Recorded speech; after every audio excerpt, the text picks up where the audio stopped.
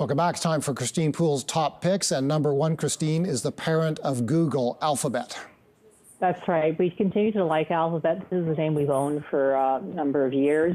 Stock is down almost 30% from its highs earlier this year, so it's a lot cheaper now and trading at a much more attractive multiple.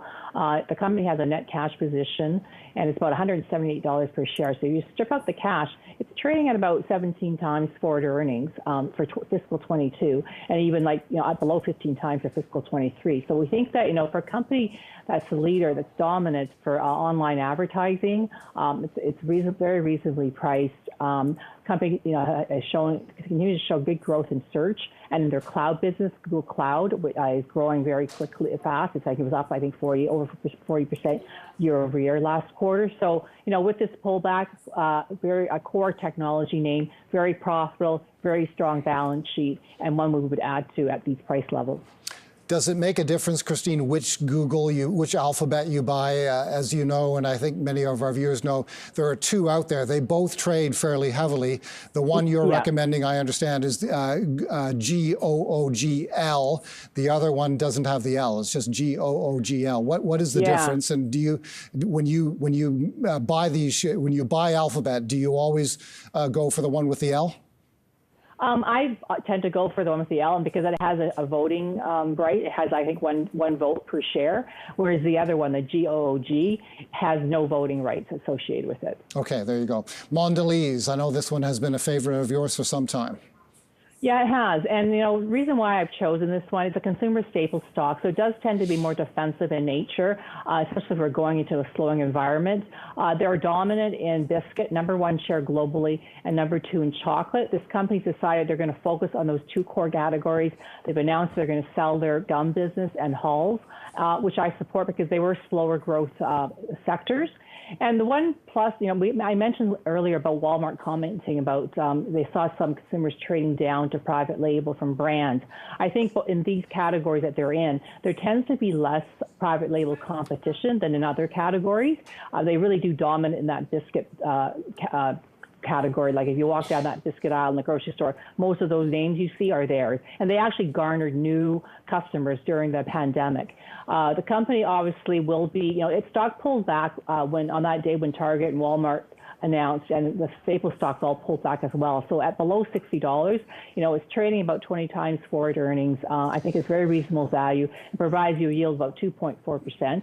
And lastly, about a third of their business comes from emerging markets, which I do think for consumer packaged goods in those categories they're in, they actually will grow faster over the long run than in developed markets. What about inflation? Is there a concern that consumers may back off their purchases of snack items, and in particular name brand snack items in a rising price environment?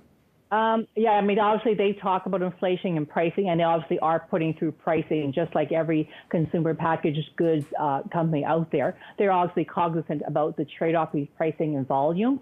But as we know, there's also other ways to get around inflation, right? Because there's packaging sizes that you can maneuver and, charge the same price, but it's a smaller package. And so you can kind of find ways to get around that. And then lastly, Paul, I think, as I said before, private label tends to be less dominant in that chocolate and biscuit category, which benefits Mondelez. Okay, and the last one, we go back to the Canadian banks. TD Bank was a past pick of yours. Royal Bank this time around is one of your top picks. Yeah, I decided to go back and pick another Canadian bank because I do think banks long-term are very attractive investments, especially for income. TD offers a yield of about 4%. And, I mentioned before, once again, Royal now is of the peer group, the best capitalized. So you want, they're all well capitalized, but there's flexibility there. The company did announce a small acquisition of a wealth management business in the UK that's going to close later this year. And the company raised their dividend 7% last quarter. So I think that banks are very, they realize who their shareholder base is, and I think they really just put thoughtful process into when they raise a dividend. So that's, I think, a positive sign. They still have reserves in place that they've built up over time. Yes, going forward, the economy is slowing. But, I think the Canadian economy, just a step back on the whole banking sector, because I know we're talking about, housing turning over, higher interest rates, what's going to happen. And there is still a housing shortage longer term in this country. And as well, we have a lot of immigration flow. That kind of halted or slowed dramatically during the pandemic. But the government has been very successful in increasing immigration flow. I know they're still targeting higher levels going forward. And so that brings a natural demand to our market, whether it's for housing or credit.